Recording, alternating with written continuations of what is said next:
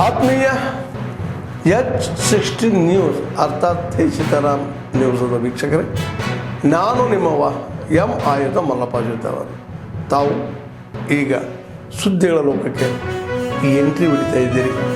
ಈ ಸುದ್ದಿಗಳನ್ನು ಪ್ರತಿಯೊಂದು ನೋಡೋ ಜೊತೆಗೆ ನಿಮ್ಮ ಅಭಿಪ್ರಾಯಗಳನ್ನು ಹಂಚ್ತಾ ಇರಿ. ಯಾಕಂದರೆ ಈ ಸುದ್ದಿಗಳು ನಿಮಗಾಗಿ, ನಿಮ್ಮ ಬದುಕಿಗಾಗಿ, ನಿಮ್ಮ ವೈಚಾರಿಕೆಗಾಗಿ, ನಿಮ್ಮ ತಿಳುವಳಿಕೆಗಾಗಿಯೂ ನಿಮಗೂ ಗೊತ್ತು. ಜೊತೆಗೆ ನಮಗೂ ನಿಮ್ಮೊಂದಿಗೆ ಇದೊಂದು ಮಾತಾಡುವಂಥ ಜೊತೆಗೆ ಸುದ್ದಿಗಳನ್ನು ಬಿಡುವಂಥ ಕೆಲಸ. ಈ ಕೆಲಸದಲ್ಲಿ ನಾವು ನಿಮ್ಮೊಂದಿಗೆ ಇದ್ದೀವಿ ಅಂತ ಹೇಳ್ತಾ ನೋಡ್ತಾ ಇರಿ ಸುದ್ದಿಗಳನ್ನು. ಈಗಾಗಲೇ ತರೀಕೆರೆಯವರು ಹೇಳಿದಂತೆ ಮಾನವೀಯ ಸಮಾಜದಲ್ಲಿ ಪರಸ್ಪರ ಪ್ರೀತಿಸ್ತದೆ, ಯಾವುದೇ ದ್ವೇಷ ಇಲ್ಲದೆ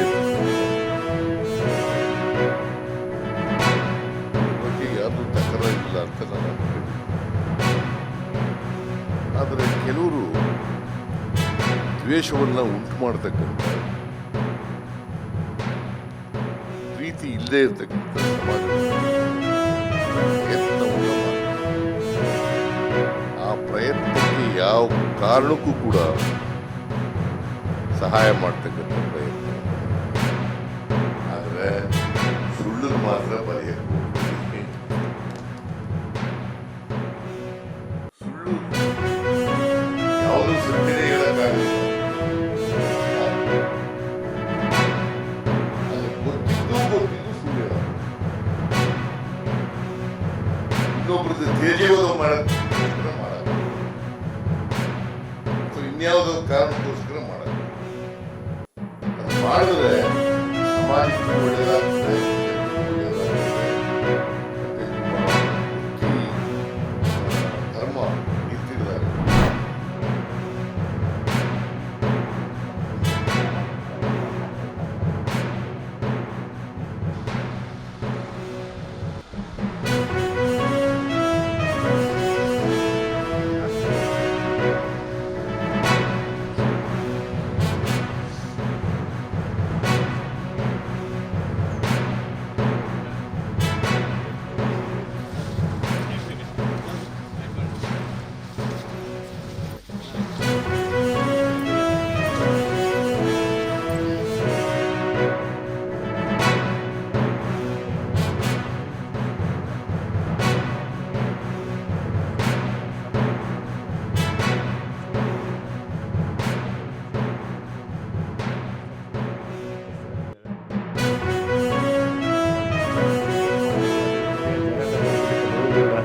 ಅವರಿಗೆ ಬರಲಿಕ್ಕೆ ಕಾರಣ ಅಂದರೆ ಅವ್ರಿಗೆ ಪ್ರೋತ್ಸಾಹ ಧಾರಣೆ ಸಿಕ್ಕುವುದಿಲ್ಲ. ಅದನ್ನು ಹೇಳುವ ವೇದಿಕೆ ಇದಲ್ಲ. ಆದರೂ ಕೂಡ ನಾವು ಅದಕ್ಕೆ ಡಿಸ್ಕಸ್ ಮಾಡಬೇಕು, ಅದಕ್ಕೊಂದು ಪರಿಹಾರ ಹುಡುಕಬೇಕಂತೇಳಿ ನಮ್ಮ ಜನಪ್ರಿಯ ಶಾಸಕರಾದ ಕಿರಣ್ ಕೊಡ್ತಿ ಅವರು ಹೇಳಿದ್ದಾರೆ. ಅವ್ರು ನಿನ್ನೆ ರಾತ್ರಿ ಸಹ ನನಗೆ ಫೋನ್ ಮಾಡಿ ನಾನು ಬರಬೇಕಂತೇಳಿ ಶಾಸಕರು ಕೂಡ ವ್ಯವಸ್ಥೆ ಕೂಡ ಹೇಳಿದ್ದಾರೆ. ನಾವು ಇನ್ನಾದರೂ ಬರ್ತೇವೆ, ಅಸೆಂಬ್ಲಿಯಲ್ಲಿ ಈ ವಿಷಯದಲ್ಲಿ ಚರ್ಚೆ ಮಾಡ್ತೇವೆ. ಇಲ್ಲೇ ರೈತರಿಗೆ ಏನು ಕಷ್ಟ ಏನು ಅಂತೆಲ್ಲ ನಮಗೆಲ್ಲ ಗೊತ್ತು. ನಾವು ಹೇಳೋದು ನಮ್ಮ ಒಂದು ಕಾಲ ಹೇಗೂ ಹೋಗ್ತಾ ಬಂತು, ಮುಂದಿನ ಜನಾಂಗದವರಾದರೂ ಮಾಡಲಿ.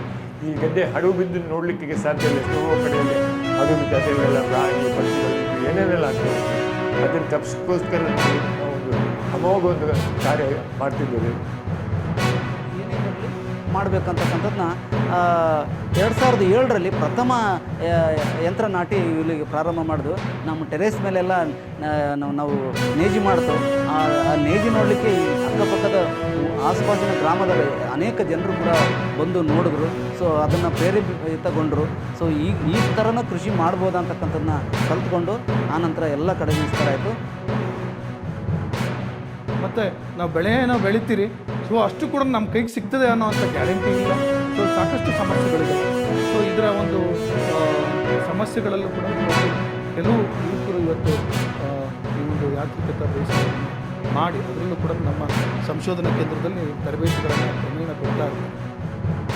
ಅದರ ಬಗ್ಗೆ ನಮ್ಮ ರೈತರ ಜನರ ಒಂದು ಚಿಕ್ಕ ಸಭೆ ಮಾಡಿಬಿಟ್ಟು ಅಲ್ಲಿ ನಮಗೆ ಕೊಡಲಿಕ್ಕೆ ಆಗ್ತಾ ಇದೆ. ನಮ್ಮ VDCs ಅಂತ ಒಂದು ಕನ್ಸೆಪ್ಟ್ ಇದೆ. VDC ಅಂತ ವಿಲೇಜ್ ಡೆವಲಪ್ಮೆಂಟ್ ಕಮಿಟಿ ಅಂತ.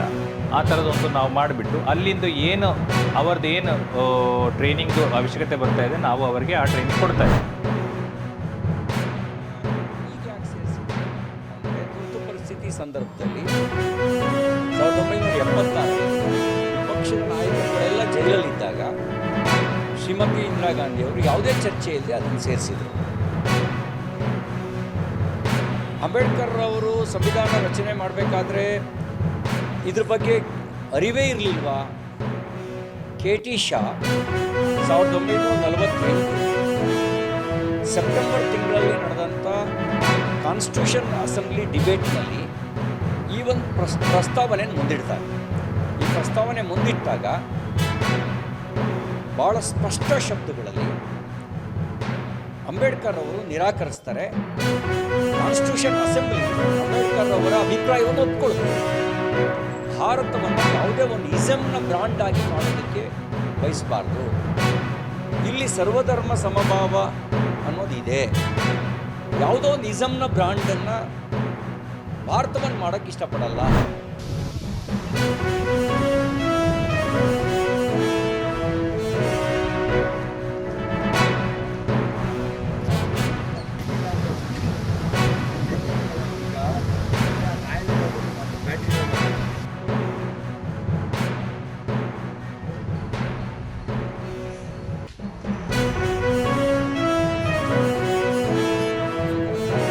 ಪಂಚಾಯತಿ ಕನಸಂದ್ರ ಗ್ರಾಮ ಅರೆಪಳ್ಯ. ಇಲ್ಲಿ ನಮ್ಮೂರಲ್ಲಿ ಒಂದು 50 ಮನೆ ಇದ್ದಾವೆ. ಎಲ್ಲ ಸರ್ಕಲ್ಗಳಲ್ಲೂ ಸೋಲಾರ್ ಲೈಟ್ ಹಾಕ್ಬಿಟ್ಟಿದ್ದಾರೆ. ರಾತ್ರಿ ಹೊತ್ತು ತುಂಬ ಅನಾನುಕೂಲ ಆಗುತ್ತೆ. ಕರೆಂಟ್ ಇರ್ತಾ ಇರಲಿಲ್ಲ, ನೈಟೆಲ್ಲ ಇಲ್ಲೆಲ್ಲ ಫುಲ್ ಕತ್ಲೆ ಆಗ್ತಾಯಿತ್ತು. ಈ ಸೋಲಾರ್ ಲೈಟ್ ಹಾಕಿರೋದ್ರಿಂದ ಎಲ್ಲರಿಗೂ ಅನುಕೂಲ ಆಗಿದೆ. ಎಲ್ಲ ಸರ್ಕಲಲ್ಲೂ ಕರೆಂಟ್ ಇಲ್ಲ ಅಂದ್ರೂ ಬೆಳಕಿದ್ದಂಗೆ ಇದೆ. ನೈಟೆಲ್ಲ ಕರೆಂಟ್ ಇಲ್ಲ ಅಂದರೂ ತೊಂದರೆ ಇಲ್ಲ. ಈ ನಡುವೆ ಕರೆಂಟ್ ತುಂಬ ಸಮಸ್ಯೆ. ಸೋಲಾರ್ ಲೈಟ್ ಹಾಕೊಂಡು ತುಂಬ ಅನುಕೂಲ ಆಗಿದೆ. ದೇವಸ್ಥಾನದ ಹತ್ರ ಹಾಕಿದ್ದಾರೆ, ಎಲ್ಲ ಸರ್ಕಲ್ಗಳಲ್ಲಿ ಹಾಕಿದ್ದಾರೆ. ಪ್ರತಿಯೊಬ್ಬರಿಗೂ ಉಪಯೋಗ ಹಂಗೆ ಹಾಕಿದ್ದಾರೆ. ಎಲ್ಲರಿಗೂ ಉಪಯೋಗ ಆಗಿದೆ ಊರವ್ರಿಗೆ. ಆತ್ಮೀಯರೇ, ಎಲ್ಲ ಸುದ್ದಿಗಳನ್ನು ನೋಡಿದ್ರಲ್ಲ, ಏನು ಅನಿಸ್ತು ನಿಮಗೆ? ಇದರಲ್ಲೇ ನಿಮ್ಗೆ ಲೈಕ್ ಆಗಿರ್ಬೋದು, ಡಿಸ್ಲೈಕು ಆಗಿರ್ಬೋದು, ಕಾಮೆಂಟ್ ಬೇಡಪ್ಪ ಅಂತೂ ಅನಿಸಿರ್ಬೋದು, ಕಾಮೆಂಟ್ ಮಾಡಬೇಕಪ್ಪ ಅನಿಸ್ಬೋದು, ಶೇರ್ ಮಾಡಬಾರ್ದಪ್ಪ ಅನಿಸಿರ್ಬೋದು, ಅದು ಮಾಡಬೇಕು ಅನಿಸಿರ್ಬೋದು. ಏನಾದರೂ ಆಗಲಿ ಶೇರ್ ಮಾಡ್ತಾಯಿರಿ, ಈ ನ್ಯೂಸ್ಗಳನ್ನ ಹಂಚ್ತಾ ಇರಿ, ಜೊತೆಗೆ ಇದಕ್ಕೆ ಸಬ್ಸ್ಕ್ರೈಬ್ ಆಗ್ತಾಯಿರಿ ಅಂತ ಹೇಳ್ತಾ H16 ನ್ಯೂಸ್ ಅರ್ಥಾತ್ ಹೇ ಸೀತಾರಾಮ್, ಇದು ಸತ್ಯದ ಕೈಗಳಲ್ಲಿ ವಂದನೆಗಳು.